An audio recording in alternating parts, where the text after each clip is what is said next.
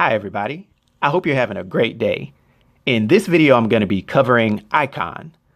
Now he made his first appearance in the self-titled Icon, issue number 1, in May of 1993. Now his original alien name is Arnus, but his given human name is Augustus Freeman IV.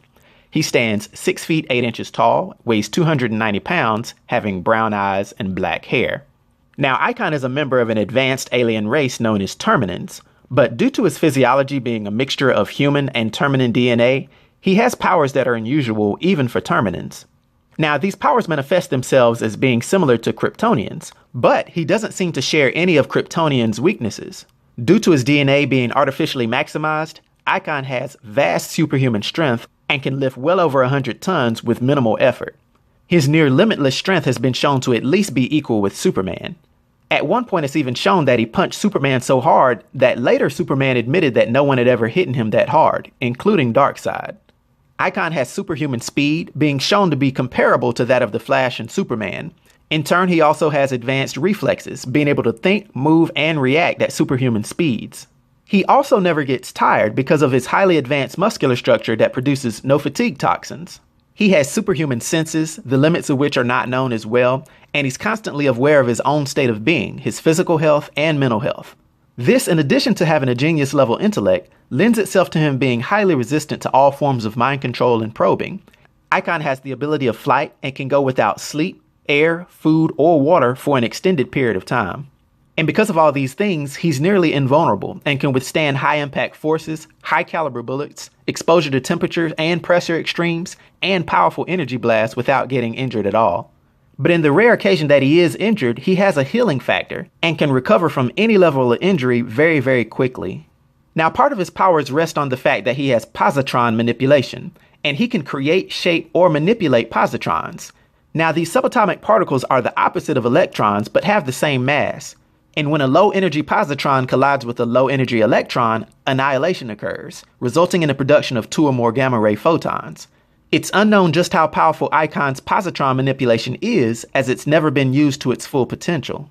But we do know that using his positron powers, he can create concussive force beams, stun bolts, energy-enhanced punches, energy pulses, energy constructs, omnidirectional energy waves, a positron detection field, and a force field. In addition to all of this, he has extraordinary longevity. Although he's hundreds of years old, he appears to be a man in peak health in the prime of his life. It is noted, though, that this type of lifespan is typical for a Terminan, and it's the only power that's not a result of his genetic mutation. He hides this near immortality from the public by continuously taking on the identity of his quote-unquote son over the years. Now, as I stated earlier, Icon was born under the name Arnus on the planet of Terminia. There he joined the galactic council known as the Cooperative, where he was essentially a lawyer. After he had just finished negotiating in a very messy situation involving a criminal named Oblivion, he took a vacation. However, while he was on this interstellar pleasure cruise, the ship came under attack, and he was forced to crash land his already damaged pod on the nearest planet, which was Earth. He ended up crashing on Earth in 1839 on a cotton plantation. There, his life pod recreated his body by duplicating the DNA of the nearest life form, who was a slave. There, growing over again as a human infant, he learned the local language and the caste system of slavery based on skin tone. He grew to love his mother, whose name was Miriam, and he later discovered that he had superpowers and invulnerability. He used these powers to secretly lighten the load of his fellow slaves and secretly aided in a movement called the Underground Railroad.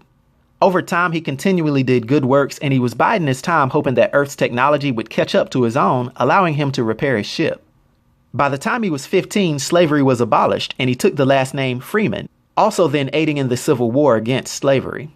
Following the war, he attended the fictional Fisk University, where he studied law and passed the bar in several states. This gave him plenty of income, and then he was able to support himself and allowed him to keep his pod hidden under his mansion. As time went on, he threw himself into his work, but kept close eyes on Alva Technologies, which was very close to being able to have the type of technology that could help him repair his ship. His law firm grew to be one of the most successful in the country, and he became the personal lawyer to corporate leaders, senators, and the upper crust of American society. Under the name of Augustus Freeman IV, he met Raquel Ervin, who was one of a group of teens who were trying to rob him. In her, he saw some of the same traits as his dead wife Estelle Jackson, whom he had fell in love with and married back in the 50s.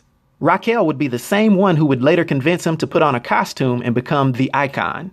This is when he finally came into his own and became the Dakotaverse's premier superhero. Essentially, he was their Superman. Now, in recent years, he's battled alongside the Justice League and a newly reformed Shadow Cabinet.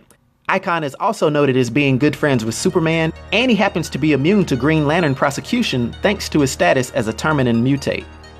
Now, due to his powers and abilities and his influence on the DC universe, for my 1 to 10 rating, I'll give Icon a rating of 8, which is a nostalgic rating.